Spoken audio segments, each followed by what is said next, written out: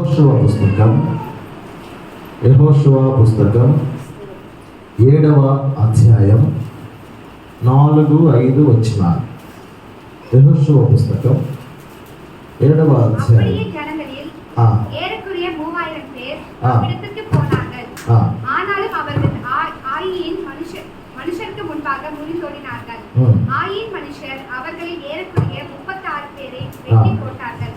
பட்டணவாசியின் வெளியில் துவக்கி சேபாரில் மட்டும் அவர்களை துரத்தி மலையிறக்கத்திலே அவர்களை வெட்டினார்கள். ஜனங்களின் இருதயம் கரைந்து தண்ணீராய் போயிற்று. దేవుని స్తోత్రం. తెలుగులో చదువుదాం. కాబట్టి జనులలో ఇంచుమించు 3000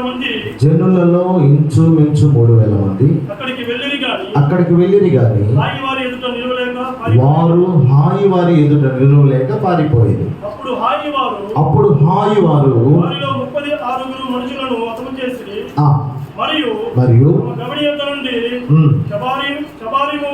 శబారీము వరకు వారిని తరిమి మోరాదులో వారిని హతము చేసిరి. కరిగి నీరైపోయాను. ఆమేన్. అలాగే 8వ అధ్యాయం 22-23 వచనాలు. వారు హాయి రాజును 8వ అధ్యాయం 22 తక్కిన వారును బయలుదేరి వారికి ఎదురుగా వచ్చింది.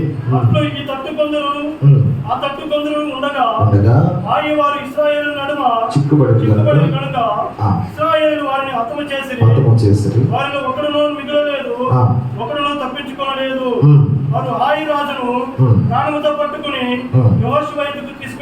తీసుకొని వచ్చింది. హల్లెలూయా, హల్లెలూయా. యెహోషువ గ్రంథములో కొంచెం తగ్గించిన చదవబడినటువంటి యెహోషువ 7వ అధ్యాయం, యెహోషువ గ్రంథం 8వ అధ్యాయం, ఈ 2 అధ్యాయాల్లో జరిగినటువంటి ఒకే విధమైన సంఘటన ఈరోజు మనం దేవుని యొక్క వాక్యం ద్వారా తెలుసుకోబోతున్నాం. ప్రియమైన దేవుని బిడ్డలారా, ఇశ్రాయేలు ప్రజలు యెరికో పట్టణం మీద విజయాన్ని సాధించిన తర్వాత ఆ విజయం ఎలాంటిదంటే అఖండమైనటువంటి విజయం. అంత అఖండమైనటువంటి విజయాన్ని యెరికో పట్టణం మీద సాధించిన తర్వాత చిన్న పట్టణము అని పిలువబడే హాయి, ఏం పట్టణం? హాయి అనేటటువంటి పట్టణం మీద యుద్ధానికి వెళుతూ ఉన్నారు.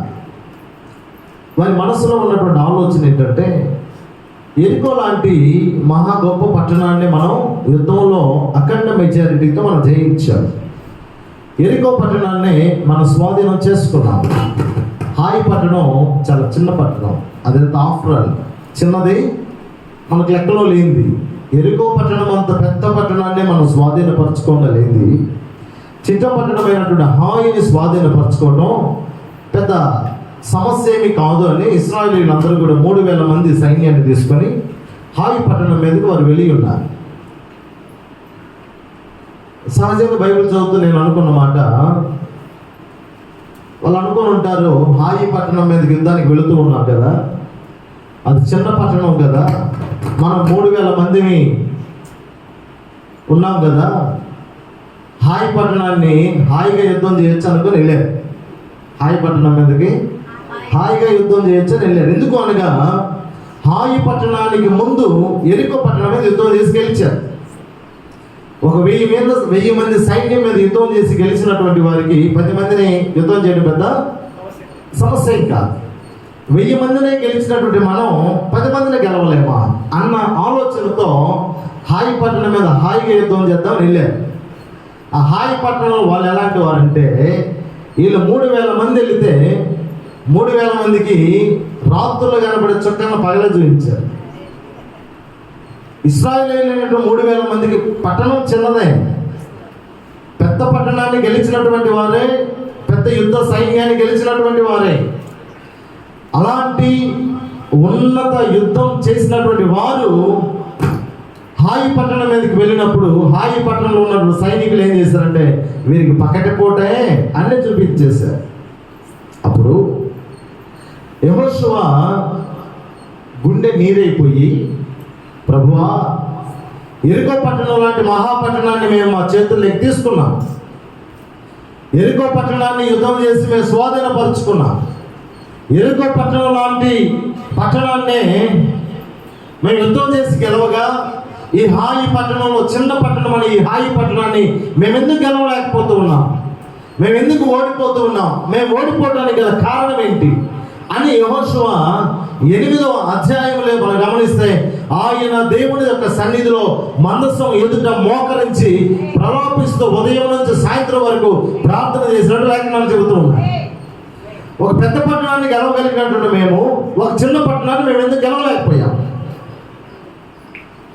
అని ప్రార్థన చేయగా 8వ అధ్యాయంలో దేవుడు యెహోషువకు ఒక ఆలోచన చెబుతూ ఉన్నాడు.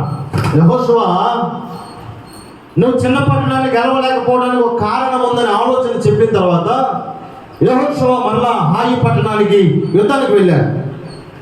ఎక్కడైతే ఇశ్రాయేలీయులు ఓడిపోయారో, ఎక్కడైతే విజయం సాధించలేక వారి తలల నుంచి పరుగులెత్తుకుంటూ పోయారో, అలాంటి ఇశ్రాయేలీయులు దేవుని ఆలోచన చెప్పున వెళ్ళిన తర్వాత ఎక్కడైతే ఓడిపోయారో అక్కడే వారు సక్సెస్ అయ్యి విజయం సాధించారు. ఆమేన్, హల్లెలూయా.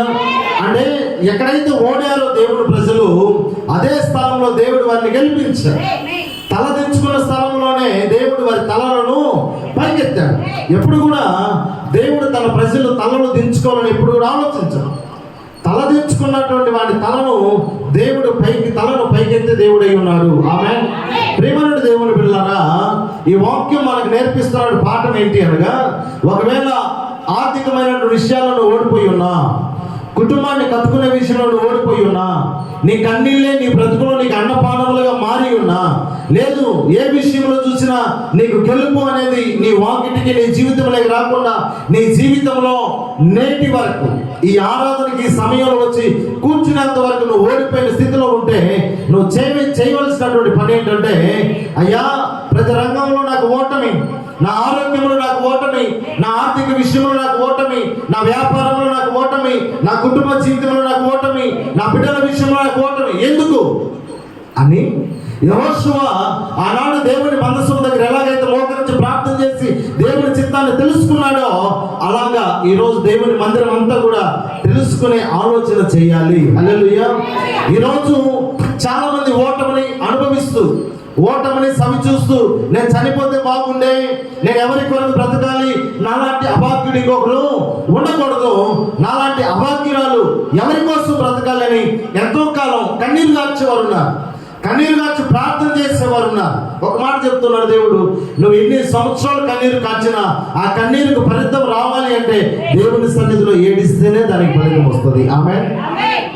నువ్వు ఎంతో మంది దగ్గర నేర్చుంటావు, ఎంతో మంది దగ్గర ఆలోచనలు అడిగి ఉంటావు, ఎంతో మంది దగ్గర సలహాలు తీసుకుని ఉంటావు, కానీ యెహోషువ గెలవడానికి కారణం ఏంటయ్యా అంటే 3000 మందిని తీసుకెళ్ళినా, 3000 మంది చిన్న పట్టణం అనే హాయి పట్టణంలో ఓడిపోయినా, పదుల సంఖ్యలో చనిపోతూ ఉన్నా కూడా యెహోషువ చేసిన ఆలోచన 3000 మందిని దగ్గరకు పిలుచుకుని ఆలోచన చేయలేదు, కానీ ఒంటరిగా దేవుని మందిరంలోకి వెళ్ళిపోయాడు. ఆమేన్.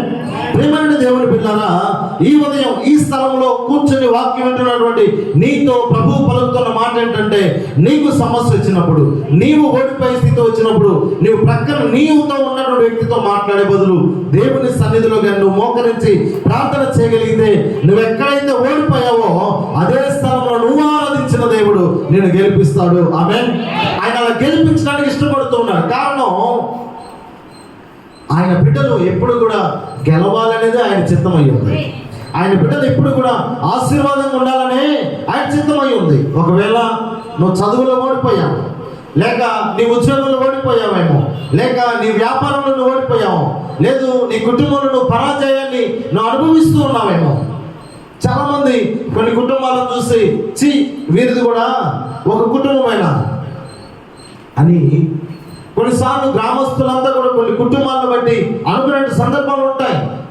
ఒకవేళ ఆ స్థితిలో నువ్వు కూడా ఉన్నావేమో, నీ బంధువులే నీ కాడ ఉన్నంత వరకు నీ దగ్గర తిని నువ్వు కష్టాలు పాలవుతూ ఉంటే నీ మీద లేనిపోని మాటలు మాట్లాడి ఉమ్ము వేసినట్లుగా నేను చిన్నగా చూసి నీ దగ్గర నుంచి వెళ్ళిపోయాను. అలాంటి గుండె లోతుల్లో నుంచి నువ్వు ప్రతిరోజు వేదన పడుతూ, దిగులు పడుతూ, బాధపడుతూ, కృంగిన స్థితిలో అయ్యో నాతో ఉన్నటువంటి వారు, నన్ను చూసి భయపడేటటువంటి వారు, నాకు గౌరవం ఇచ్చేవారు ఈరోజు నా ఎదుట నిలబడి నన్నే కోపగించుకునేలా, నన్నే అవమానించేలా, నా జీవితం, నా కుటుంబమే ఒక పనికిరానిదిలా ఈరోజు నన్ను మాట్లాడుతూ ఉన్నారని నువ్వు గుండెల్లో నలిగిపోతూ ఉన్నావేమో. ఈరోజు ఈ సమయంలో పరిశుద్ధాత్మ దేవుడు ఈ వాక్యం ద్వారా తెలియజేస్తున్న మాట ఏంటయ్యా అంటే, నువ్వెక్కడైతే తలదించుకున్నావో అక్కడే నీ తలను పైకెత్తడానికి దేవుడు ఇష్టపడుతూ ఉన్నాడు. హల్లెలూయా. ఏ ప్రజలైతే నిన్ను చూసి పదే దూషించారో, పదే శపించారో, నిన్ను దూషించిన నోరే నిన్ను ఆశీర్వదించడానికి దేవుడు ఆశీర్వాదాలు కుమ్మరించబోతూ ఉన్నాడు. హల్లెలూయా. నిన్ను దూషించిన నోరే నిన్ను ప్రశంసించేలా దేవుడు వారి నోళ్లను తెరవబోతూ ఉన్నాడు. నిన్ను ఎవరైతే వేలెత్తి పెట్టి చూపించారో, నిన్ను ఎవరైతే వారి చేతులు చాపి చూపించారో, నిన్ను ఎవరైతే ఏలు ఎత్తి పెట్టి గుచ్చి మాట్లాడారో, ఆ వేళ్ళని చప్పట్లుగా మార్చి నీ విజయాన్ని దేవుడు వారి మధ్యలో ఘనముగా మార్చబోతున్నాడు. హల్లెలూయా.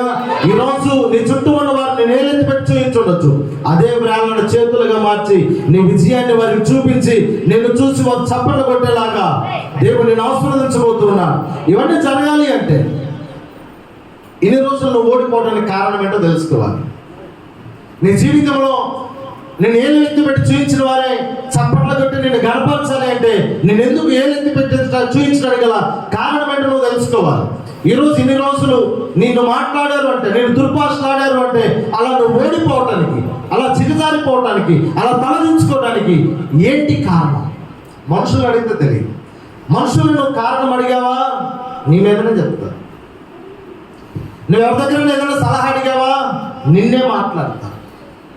నువ్వు అడగాల్సింది ఎక్కడంటే దేవుని దగ్గర అడగాలి. యెహోషువ ఏం చేశాడు అనగా 3000 మంది వెళ్ళి ఓడిపోయి చిన్న పట్టణాలు వస్తూ ఉంటే యెహోషువ కన్నీటితో వెళ్ళి ఆయన సన్నిధిలో కూర్చున్నాడు. ప్రియమైన దేవుని బిడ్డలారా, ఓడిపోవటానికి కారణం ఏంటి? శపించబడటానికి కారణం ఏంటి? ఈరోజు నీ కుటుంబం కూడా యుద్ధంలో ప్రతి విషయంలో సక్సెస్ అవుతూ సక్సెస్ నీ జీవితంలో, నీ బిడ్డల జీవితంలో ఎక్కడికి వెళ్ళినా సక్సెస్ అయ్యి, కానీ ఈరోజు నువ్వు ఓడిపోవడానికి కారణం ఏంటి? ఈరోజు నువ్వు దిగులు పడడానికి కారణం ఏంటి? ఈరోజు నువ్వు కృంగిపోవడానికి కారణం ఏంటి? అది ఎవరి దగ్గర తెలుసుకోవాలి? దేవుడి దగ్గర తెలుసుకోవాలి. యెహోషువ దేవుడి దగ్గర తెలుసుకున్నాడు. దేవుని ఆలోచన ప్రకారం ముందుకెళ్ళాడు. యెహోషువ ఓడిన చోట గెలుపొందాడు. హల్లెలూయా. అలాగే నీ జీవితంలో కూడా నువ్వు గెలవాలి అంటే, ఆనాడు వారికి చేసిన విధంగా నీకు చేయాలి అంటే నువ్వు దేవుని మందిరంలో దేవుడి దగ్గర సలహా తీసుకోవాలి. ఈరోజు వారు ఓడిపోవడానికి కారణం ఏంటో తెలుసా? యెహోషువ పుస్తకం 7వ అధ్యాయం 1వ వచనంలో చివరిలో ఒక మాట అంటాడు. యెహోషువ పుస్తకం 7వ అధ్యాయం 1వ వచనం చివరిలో జరహు మునిపి మనమడును, జబ్ది మనుమడును, కర్ణి కుమారుడైన ఆకాను శపితము చేయబడిన దానిలో కొంత తీసుకున్నాడు కనుక యెహోవా ఇశ్రాయేలీయుల మీద కోపించను. బైబిల్ లేదు, రోజు బైబిల్ చదివితే మీకు వెంటనే రెఫరెన్స్ రావడానికి ఆపు, చదివిన తర్వాత చదువు. సత్యం భవన్ కొట్టేటట్టు ఆయన ఆ గంటలో యుద్ధానికి వెళ్ళింది ఎంతమంది? 3000 మంది. ప్రియమైన దేవుని బిడ్డలారా, 3000 మంది యుద్ధానికి వెళితే వాళ్ళు ఎవరు తప్పు చేసిన వ్యక్తి? ఆకాను. దేవుని సంగమా, అక్కడ 3000 మంది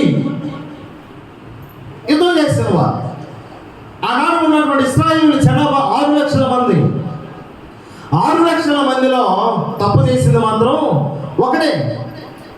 కానీ ఆ శాపాన్ని అనుభవించింది 5,99,999 మంది. ఎవరు చెప్పారో తెలిసి మాట? దేవుడు చెప్పాడు. దేవుడు యెహోషువతో మాట్లాడుతున్నాడు. అయ్యా, ఓడిపోవడానికి గల కారణం ఏంటి? 6 లక్షల కాల్పన ఇశ్రాయేలీయులు ఉన్నాం, అందులో 3 లక్షల మంది యుద్ధం చేసేవారు ఉన్నాం. ఎక్కడికి వెళ్ళినా మేము జయమే. ఇంత జయాన్ని, విజయాన్ని సాధిస్తున్న మా జీవితాల్లో ఈరోజు మీరు మౌనంగా ఉండి మాకు ఓటమిని కలిగించడానికి కారణం ఏంటంటే ప్రభు అంటూ ఉన్నాడు, ఫలాని వాని ముది మనవడు, ఫలాని వాని మనవడు, ఫలాని వాని కుమారుడైన ఆకాను చేయకూడదన్నదాన్ని, తెప్పించబడి దాన్ని తీసుకొచ్చుకున్నాడు కాబట్టి వాని వల్ల మీరు ఓడిపోయారు అన్నాడు. హల్లెలూయా. ఈరోజు నువ్వు ఓడిపోవడానికి గల కారణం ఏంటో అనేది దేవుడు తెలియజెప్పాలి అంటే యెహోషువ వెళ్ళినట్టుగా మనము కూడా ఆయన సన్నిధికి వెళ్ళాలి. నువ్వు ఓడిన చోట గెలవాలి అంటే నువ్వేం చేయాలి? లేదు, నువ్వు తలదించుకున్న చోట నువ్వు తలెత్తుకున్న నువ్వేం చేయాలి? ఆనాడు ఇశ్రాయేలీయులు ఏం చేశారో ఆ కార్యాన్ని నువ్వు కానీ చేయగలిగితే వారికి ఇచ్చిన విజయం దేవుడు నీకు కూడా ఇస్తాడు. హల్లెలూయా, హల్లెలూయా. యెహోషువతో దేవుడు చెప్పాడు, యెహోషువ నీ తప్పు నువ్వు తెలుసుకున్నావు, నువ్వు ఓడిపోవడానికి కారణం ఏంటో నేను చెప్పాను. ఈరోజు 6,000 మంది ఇశ్రాయేలీయులలో 5,99,999 మంది నీతిమంతులే.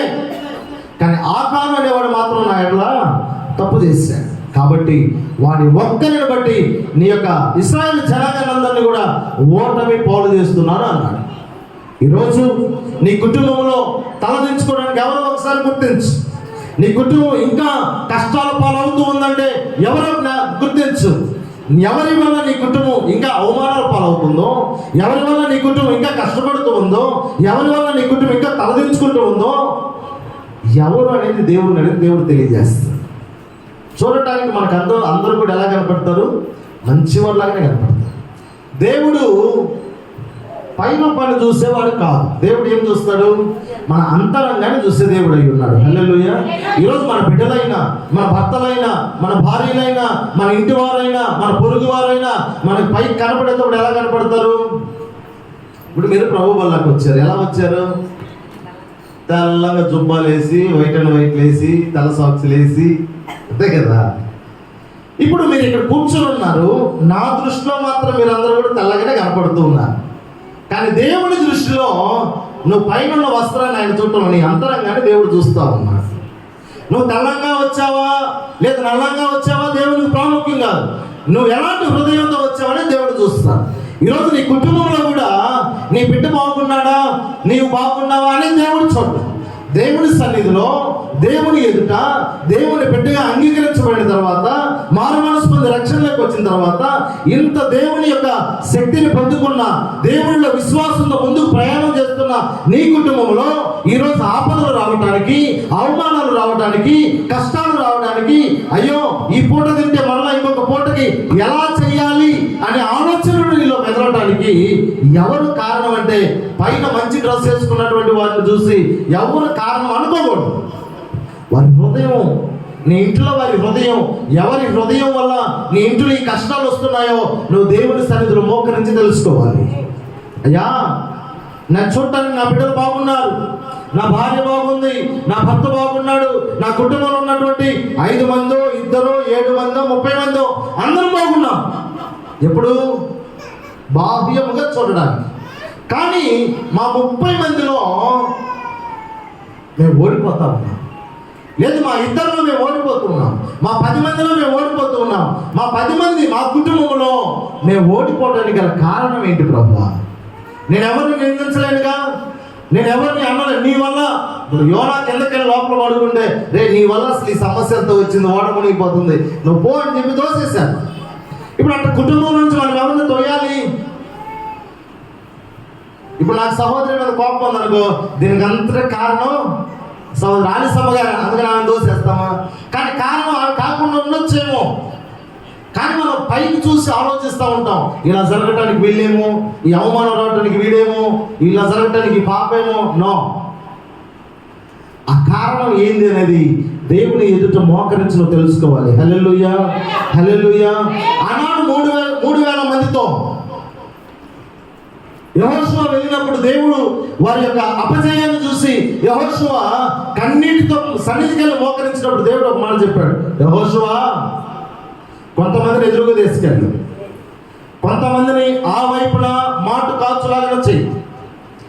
ఎప్పుడైతే కొంతమంది ముందుకు వెళతారో హాయి ప్రజలు, హాయి అనేటువంటి పట్టణంలో ఉన్న సైనికులు ఇశ్రాయేలీయులను తరుముకుంటూ వస్తారు.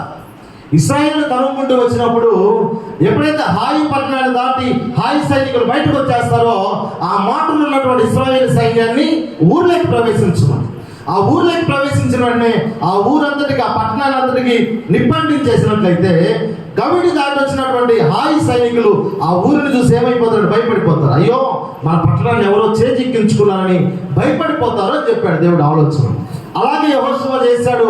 హాయి పట్టణంలో ఉన్న సైనికులు ఇశ్రాయేలు భయపడినట్టుగా నటించిన వెంటనే తరుముకుంటూ వచ్చారు. ఇశ్రాయేలు హాయి పట్టణ హద్దు దాటారు, సైనికులు కూడా హద్దు దాటారు. మాట్లాడినటువంటి ఇశ్రాయేలు హాయి పట్టణంలో ఎంటర్ అయ్యారు. హాయి పట్టణాన్ని తగలబెట్టడం చూసి హాయి పట్టణ సైనికులు అందరూ కూడా అయ్యో మన పట్టణాన్ని ఎవరో చేజిక్కించుకున్నారు, మన ప్రాణాలు మనం కాపాడుకోవాలని ఒకటిగా ఉన్న 10 మంది, ఒకటిగా ఉన్న 100 మంది ఎవరి దారిలో వాళ్ళు వెళ్ళడం ప్రారంభించారు. ఇశ్రాయేలీయులు చాలా అవలేలుగా చిక్కారు. అప్పుడు వారందరినీ కూడా అక్కడనే చంపేసి ఆ పట్టణాన్ని వారు చేజిక్కించుకొని హాయి రాజైనటువంటి వాడిని తీసుకొచ్చి యెహోషువ వచ్చేది కాబట్టి చెప్పారు. హల్లెలూయా. అంటే ఇందులో మనం నేర్చుకోవాల్సింది ఏంటంటే, నువ్వు విజయం సాధించాలి అంటే నీకు ఆలోచన దేవుడు చెప్తాడు. నువ్వు సక్సెస్ అవ్వాలంటే దేవుడు నీకు చెప్తాడు. దేవుడు సన్నిధిలో ఉన్నటువంటి గొప్పతనం ఏంటంటే, నువ్వు ఓడిపోవడానికి గల కారణం ఏంటో చెప్తాడు. అలాగే ఓడిపోయిన స్థలంలోనే నువ్వు గెలవడానికి ఏమి చేయాలో కూడా చెప్తాడు దేవుడు. హల్లెలూయా. దేవుళ్ళలో ఉన్నట్టు గొప్పతనం. నువ్వు ఓడిపోయిన చోట గెలవాలి అంటే దేవుని పాదాలు పట్టుకోవాలి. దేవుని పాదాలు పట్టుకుని, అయ్యా నేను ఓడిపోవడానికి కారణం ఏంటయ్యా, నా పరిస్థితి ఇలా మారడానికి కారణం ఏంటయ్యా, అయ్యా నా జీవితంలో నేను చదువుతున్న చదువులో ఓడిపోయాను, లేదు వ్యాపారంలో నేను ఓడిపోయాను, పిల్లలను పెంచే విషయంలో ఓడిపోయాను, ఆర్థిక విషయంలో ఓడిపోయాను, ఓటమి అనేది నా జీవితంలో అలాగే కొనసాగుతూ ఉంది. ఈ ఓటమికి కారణం ఏంటి ప్రభువా అని నువ్వు అడగాలి. కొంతమంది మన రాత ఎట్లుంటే, మన తలరాత ఎట్లుంటే చెప్పండి, మన తలరాత ఎట్లుంటే అట ఏంది అలా జరిగేది. తప్పు. నీ తల్లో నా తల్లో రాయటానికి దేవుడు ఏమన్నా టీచరా, లేదా మన మొక్కలు బోర్డులా? కాదు కదా. తలరాత అనేది లేదు. నిన్ను ఓడిపోవడానికి దేవుడు నిన్ను భూమి మీద కనలా, ఆయన బిడ్డగా నిన్ను మార్చుకోవాలా. ఎప్పుడు కూడా నువ్వు గెలిపించబడిన బిడ్డగా ఉండాలని దేవుని యొక్క చిత్తం. ఎప్పుడు కూడా నీ జీవితంలో నువ్వు గెలుపు గెలుపు గెలుపు అనేది నీ జీవితంలో ఉండాలని దేవుని చిత్తం. అయితే నువ్వేమనుకుంటున్నావు అంటే, నా తలరాత, నా జీవితం అంతే. నో, నువ్వు ఓడిపోవడానికి పుట్టిన వాడవు కాదు, నువ్వు ఓడిపోవడానికి పుట్టిన దానవు కాదు. నువ్వు ఎక్కడ ఓడిపోయావో అక్కడ గెలవాలనే దేవుని యొక్క చిత్తం. హల్లెలూయా. నా తలరాత నువ్వు మౌనంగా ఉండకూడదు. నాకు ఇంతే జరగాలని నువ్వు మౌనంగా ఉండకూడదు. అయ్యో ఇదిగో నా భర్త ఇలా చేశాడు కాబట్టి నా కుటుంబం ఇలా అయ్యింది, లేదు నా కుమార్తె నా కుమారుడు ఇలా చేసినా నాకు నో. ఎలా చేసినా నీ కుటుంబాన్ని గెలిపించడం దేవుని చిత్తమై ఉంది. హల్లెలూయా. ఇదిగో ఇందువల్ల ఇలా జరిగిందని నువ్వు మౌనంగా ఉండకూడదు. ఎందుకు అనగా, నువ్వు ఓడిపోవడానికి కారణం దేవుని పాదాలు పట్టుకొని చెప్పగలిగితే, కనుక్కోగలిగితే, నువ్వు విజయాన్ని కూడా ఆయన మెట్లో దయచేస్తారు. హల్లెలూయా. నేను ఎందుకు పుట్టించాడు దేవుడు అంటే, నేను గెలిపించడానికే పుట్టించాడు. నిన్ను గెలవడానికి దేవుడి సన్నిధిలో పుట్టాడు. ఆమేన్. నిన్ను పుట్టించిన దేవుడు ఎప్పుడు నువ్వు అపజయం పొందాలని, నువ్వు తలదించుకోవాలని, నువ్వు సిగ్గుపడాలని నిన్ను నిర్మించేటప్పుడు కూడా ఆయన అనుకోలేదు. హల్లెలూయా. ఈరోజు ఈ మందిరంలో కూర్చున్న ప్రతి బిడ్డలో ఉండాల్సినటువంటి ఒక గొప్ప నిర్ణయం, ఒక గొప్ప విషయం ఏంటంటే, నేను గెలవటానికి పుట్టిన వాడును, పుట్టిన దానిను. ఆమేన్. నేను దేనికి పుట్టాను? గెలవటానికే పుట్టాను. హల్లెలూయా. ఇది మామూలే, ఇది కామన్. సమస్యలు కామన్గా వస్తూ ఉంటాయి, అప్పులు కామన్గా అవుతూ ఉంటాయి. ఇదిగో నేను ఇంత పెద్ద పని చేశాను కదా, అప్పులు సహజం. నో, నువ్వు ఒక పని చేస్తున్నావంటే దేవుని చిత్తంలో ఉండి చేస్తే, ఆయన వెతుకుతూ చేస్తే నీకు ఓటమి అనేది ఎక్కడ కూడా ఉండదు. హల్లెలూయా. ఎప్పుడైతే ఆయన లేకుండా చేస్తావో, ఎప్పుడైతే ఆయన ముందు పెట్టుకోకుండా చేస్తావో, కొన్ని విషయాల్లో ఏం చేస్తారంటే దేవుడు చూసి చూడనట్టుగా కూడా ఉంటాడు. చాలామంది డబ్బు డబ్బు డబ్బు డబ్బు.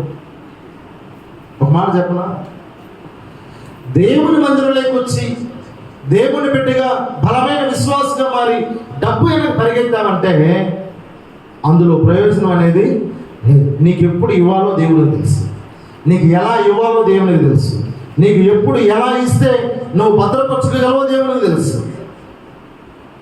నేను చాలా మందికి చెప్తూ ఉంటాను, పాస్టర్లకు కూడా, డబ్బులు కావాలంటే దేవుడికి అడిగిపోవాల్సిన పని లేదు, దెయ్యానికి దండం పెడితే డబ్బులు వస్తాయి. హల్లెలూయా. దెయ్యానికి దండం పెడితే డబ్బులు వస్తాయా? వస్తాయి.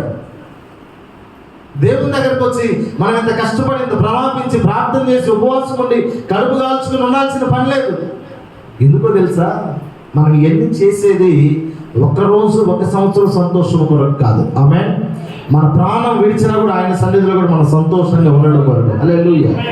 క్రైస్తవులు ప్రాముఖ్యంగా నేర్చుకోవాల్సింది ఏంటంటే, దేవుడు నీ మనసు ఎదిగేంత వరకు దేవుని సన్నిధిలో నువ్వు మోకరించుండాలి. దేవుని మనసులో ఉండే మాట నువ్వు తెలుసుకున్నంత వరకు ఆయన పాదాలు నువ్వు పట్టుకొని ఉండాలి. ప్రభువా, ఈరోజు ఈ సమస్యకి కారణం ఏంటి? ప్రభువా, ఈ బాధకు కారణం ఏంటి?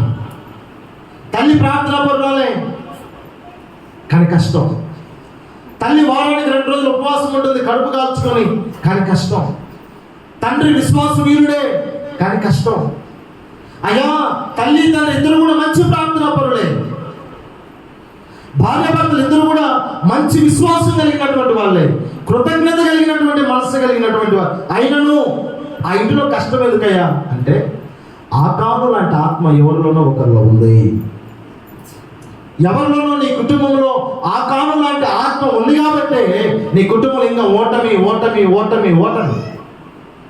ప్రియమైన దేవుని పెట్టారా, దేవుడు ఒకటే ఆలోచిస్తూ ఉన్నా, నీ ఇంటిలో పాలు త్రాగే చిన్న బిడ్డ మొదలుకొని, ఎవరంట? పాలు త్రాగే చిన్న బిడ్డ మొదలుకొని వృద్ధాప్యములు ఉన్నటువంటి వారి వరకు దేవుని యొక్క అంబుల పొదిలోని బాణముల వంటి వారిలో ఉండాలని దేవుని యొక్క చిత్తం. ఆమేన్. నువ్వు నీరసించిపోవాలను, పంపించేసే బాబు, నువ్వు నీరసించిపోవాలను, నువ్వు కష్టపడాలను, నువ్వు దిగులు పడాలను, నువ్వు వేదన పడాలను, నువ్వు కృంగిపోవాలనేది దేవుని యొక్క చిత్తం కాదు. నువ్వు ఎలా ఉండాలి అంటే దేవుని సన్నిధిలో ఒక బాణములా ఉండాలని దేవుని చిత్తం అయ్యింది. ఆమేన్. ప్రియమైన దేవుని బిడ్డలారా, ఈరోజు అనేక జీవితాలు మనం చూస్తే తండ్రిలో ఉన్న భక్తి బిడ్డలో చూడలేకపోతాం, తల్లిలో ఉన్న భక్తి బిడ్డలో చూడలేకపోతూ ఉన్నాం. తండ్రి బాగా పాటలు పాడతాడు, బిడ్డ వీడి సినిమా స్టోరీ బ్రహ్మాండంగా చెప్తాడు. తల్లి బాగా ఉపవాసం ఉండి ప్రార్థన చేస్తూ ఉంటుంది, నువ్వు ఉపవాసం ఉన్నదో నాకు చేసి పెట్టుకో అనే బిడ్డలు ఉన్నారు ఈరోజు. నీ కుటుంబంలో కష్టం రావడానికి వాడే కారణం, నీ కుటుంబంలోకి బాధ రావడానికి అలాంటి వాడే కారణం, నీ ఇంటికి అవమానం రావడానికి అలాంటి బిడ్డలే కారణం. తల్లిదండ్రి ప్రార్థన పరులై ఉండి ఈ తల్లిదండ్రి మందిరంలోకి వచ్చి, ప్రభువా 40 సంవత్సరాలు అయింది, ఆబ్సెన్స్కి దగ్గర రాబోతా ఉన్నా, నేను నిన్ను నమ్ముకోను, అయినా నా ఇంట్లో ఎందుకు అప్పులు ఉన్నాయి, అయినా నా ఇంట్లో ఎందుకు కష్టాలు ఉన్నాయి, అయినా ఎందుకు నాకు అవమానం అప్పుడప్పుడు తటస్థిస్తుంది. దేవుడు చెప్పే మాట ఏంటంటే, ఆకాను లాంటి బిడ్డను కన్నావురా నువ్వు. హల్లెలూయా. ఎందుకంటే నీ ఇంట్లో ఓటమి, ఎందుకు నీ ఇంట్లో కష్టం? నీకు పుట్టినవాడు ఎవరంట? ఆకాను ఆత్మ కలిగిన వాడు ఉన్నాడు కాబట్టి నీ ఇంట్లో ఇంకా జరుగుతాం. నేను ఎప్పుడో ఆశీర్వదించాను, నేను ఎప్పుడో గెలిపించాను, నీకు ఎప్పుడో విజయం ఇచ్చాను, నీకు ఎప్పుడో సక్సెస్ ఇచ్చాను. అది నీ దగ్గరకు రాకుండా అడ్డుపడుతున్నది ఆకాను లాంటి ఆత్మ నీ ఇంటిలో ఉంది. ఆమేన్. ఇప్పుడు మనం తీసివేయాల్సింది ఏంటయ్యా అంటే, ఆకాను లాంటి ఆత్మను మనం ఏం చేయాలంటే దేవుని బిడ్డగా మార్చాలి. హల్లెలూయా. ఆదివారం మాత్రం మందిరానికి రావటం కాదు, ప్రార్థన చేసే కుటుంబంగా ఉండాలి, దేవుడు స్తుతించే కుటుంబంగా ఉండాలి. అందుకే యెహోషువ అంటాడు, 24వ అధ్యాయం, యెహోషువ పుస్తకం 24వ అధ్యాయం 15వ వచనం చూస్తే మధ్యలో, యెహోవాను సేవించుట మీ దృష్టికి కీడని తోచిన ఎడల మీరు ఎవరిని సేవించెదరో నది అంతరికిని మీ పితరులు సేవించిన దేవతలను సేవించెదరు. అమోరీల దేశమున మీరు నివసించుచున్నారే, వారి దేవతలను సేవించెదరో నేను మీరే కోరుకొనుడి. మీరు ఎవరిని సేవించిన కోరుకొనినను నేను. హల్లెలూయా. ఏమంట? అందరూ కూడా చెప్పండి, నేను నా ఇంటి వారును యెహోవాను సేవించదు. నువ్వు మాత్రమే సేవిస్తే సరిపోదు, నీ ఇంటి వారు కూడా యెహోవాను సేవించాలి. హల్లెలూయా. హల్లెలూయా. నువ్వు మాత్రమే సేవిస్తే సరిపోదు, నీ ఇంటి వారు నువ్వు చెప్పాలి ఆ విధంగా, ప్రభువా నేను మాత్రమే సేవిస్తే సరిపోదు, నా ఇంటి వారు కూడా సేవించాలి. అయ్యా నేను మాత్రం ఉపవాసం ఉంటే సరిపోదు, నా ఇంటి వారు కూడా ఉపవాసం ఉండాలి. ఇదిగో నా భార్య మాత్రమే వారానికి 2 రోజులు ఉపవాసం ఉంటే సరిపోదు, నేను కూడా ఉపవాసం ఉండాలి. అలాంటి సమర్పణ కలగాలి. యెహోషువ అన్నాడు, నేను నా ఇంటి వారును యెహోవాను సేవించను. ఆ మాట ఎప్పుడైతే అన్నాడో, ఎక్కడైతే ఓడిపోయాడో అక్కడే దేవుడు విజయాన్ని ఇచ్చాడు. ఆమేన్. ఏ రాజు చేతిలో ఓడిపోయాడో అదే రోజు యెహోషువ చేతికిచ్చి, ఆ రాజు ముందు గెలిచావు యెహోషువ అని దేవుడు చెప్పాడు. ఆమేన్. అలా నీ కుటుంబం గెలవాలి అంటే నేను ఒక సమర్పణ ఉండాలి. నేను నా ఇంటి వారును యెహోవాను సేవించదు. యెషయా పుస్తకం 8వ అధ్యాయం 18వ వచనంలో కూడా ఒక మాట అంటాడు. యెషయా పుస్తకం 8వ అధ్యాయం, ఇదిగో నేను యెహోవా నాకు ఇచ్చిన పిల్లలను సియోను కొండ మీద నివసించు సైన్యములకు అధిపతియగు యెహోవా వలని సూచనలుగాను మహత్వ కార్యములుగాను ఇశ్రాయేలుల మధ్య ఉన్నాము. ఆమేన్ అని అంటాడు యెషయా భక్తుడు. నేను ఎవరంట చెప్పాలి, ఎవరంట? ఎవరంటున్నారు? ఈరోజు నువ్వు కూడా అన్నా, నేను ఎవరిచ్చారంట? గర్భఫలము యెహోవా ఇచ్చు బహుమానం. ఇక్కడ యెషయా భక్తుడు ఏమంటున్నాడు? యెహోవా నాకిచ్చిన పిల్లలను ఆ యెహోవాకి ఎలాగున్నారంట? సూచనలుగాను మహత్కార్యములుగాను ఉన్నారు. ఆమేన్. ఇక్కడ కూర్చున్నటువంటి మీ అందరి పిల్లలు అన్య ప్రజల మధ్యలో సూచనలుగాను మహత్కార్యములుగాను ఉందురుగాక. ఆమేన్. హల్లెలూయా. మన పిల్లలు ఎలా ఉండాలి? సూచనలుగా మహత్కార్యములుగా ఉండాలి. కుటుంబాల్లో ఎవరైనా దారి తప్పి ప్రవర్తిస్తూ ఉంటే నిన్ను బట్టి నీ కుటుంబం ఓడిపోతుందని తెలుసుకో. కానీ ఈనాడు క్రైస్తవులు అనేక మంది, నువ్వు దేవుని బిడ్డవి, మీ తల్లిదండ్రి ప్రార్థనా పరులు, మంచి పాటలు పాడేవాళ్ళు, మంచి ఆరాధన చేసేవాళ్ళు, అవసరమైతే దేవుని వాక్యాన్ని కూడా బోధించగలిగిన పటిమ కలిగినటువంటి వారా. కాబట్టి మందిరంలో పెరగాలి, మందిరంలో ఎదగాలి, మందిరంలో వాయిద్యాలు వాయాలి, పాటలు పాడాలి, దేవుని నామాన్ని స్తుతించాలి, కనపరచాలి అని చెబుతూ ఉన్నా వాళ్ళు సెకండ్ షో సినిమాకి పోతుంది. ఎన్ని పోతున్నాడు? ఎన్ని గంటలకి? నైట్ 10 గంటలకి. తల్లిదండ్రులు చూస్తూనే ఉంటారు. అవసరమైంది ఆ సినిమా టికెట్కి డబ్బులు కూడా ఎవరు ఇస్తారు? వాడు సంపాదించలేదు. ఎవరు ఇవ్వాలి? తల్లిదండ్రే ఇవ్వాలి. తల్లిదండ్రే ఇస్తారు.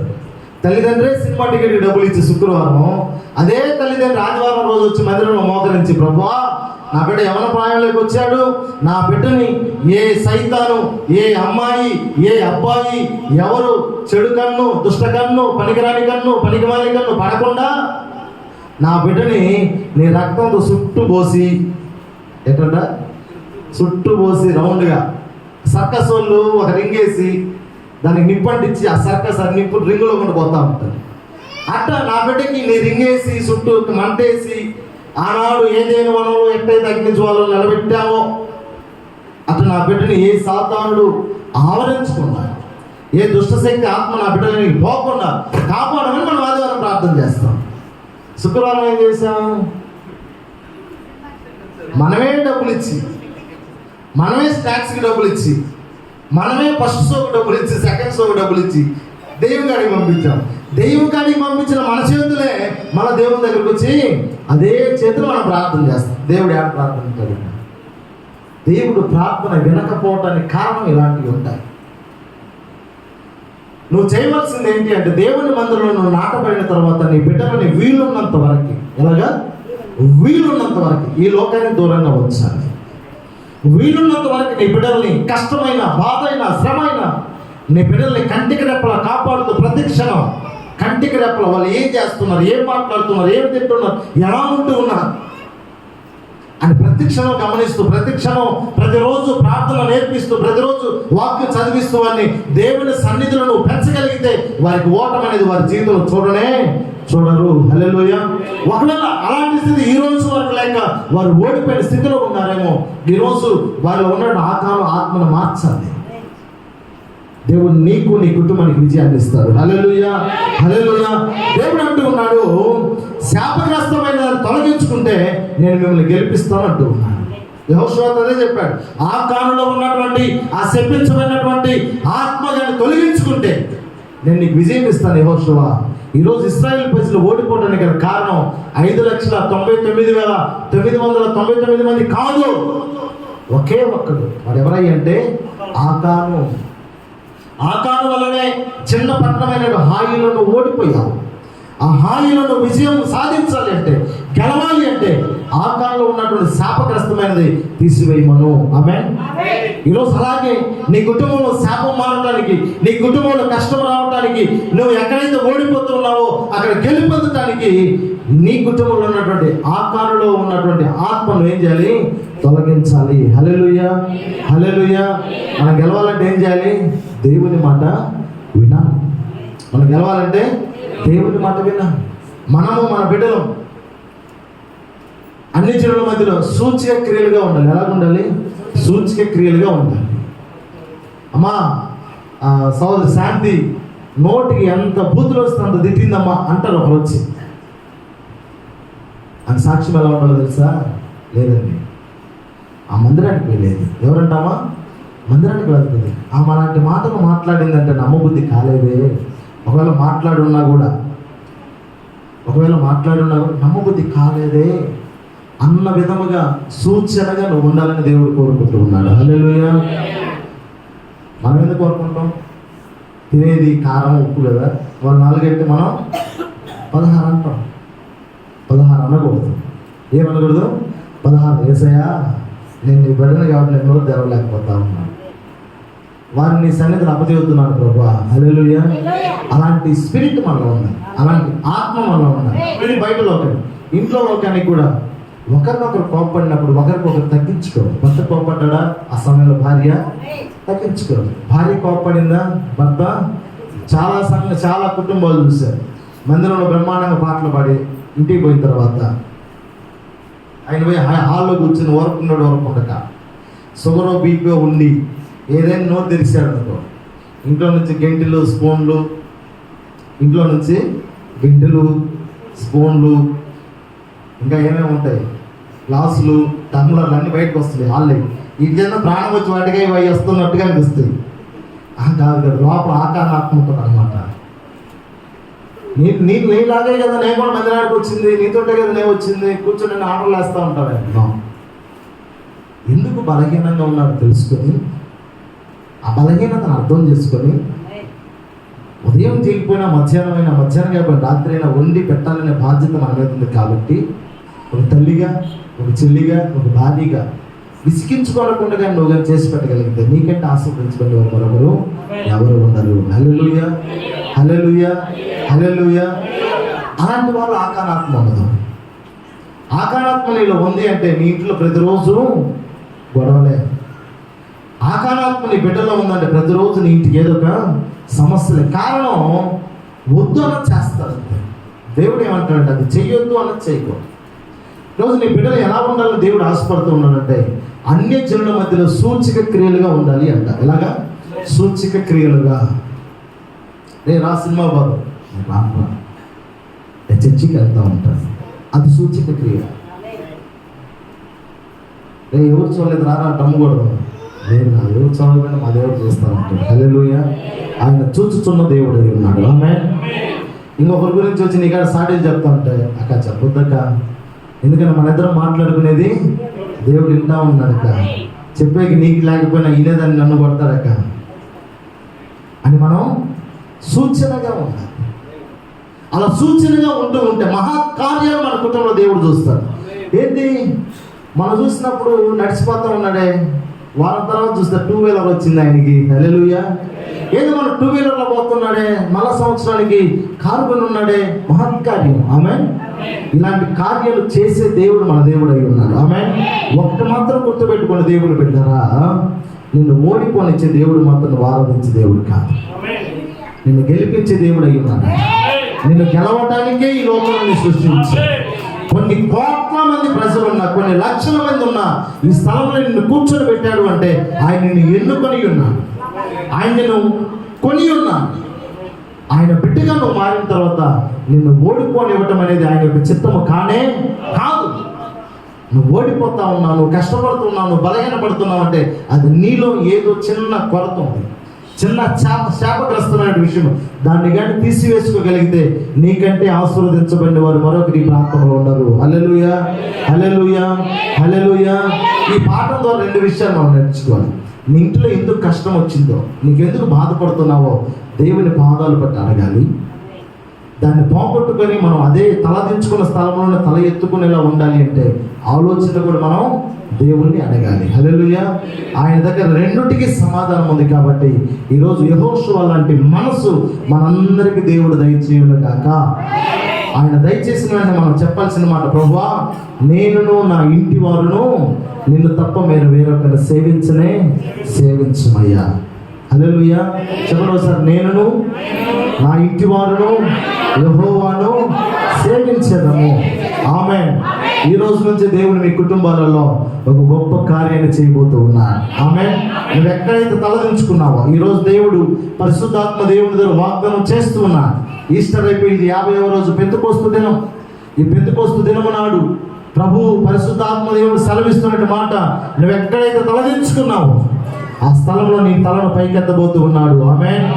నేను తల పైకెత్తబోతూ ఉండగా నీ కళ్ళతో నువ్వు చూస్తూ ఉన్నావు, నీ చేతులతో నువ్వు తాకబోతూ ఉన్నావు. ఆమేన్, ఆమేన్, ఆమేన్. దేవుడు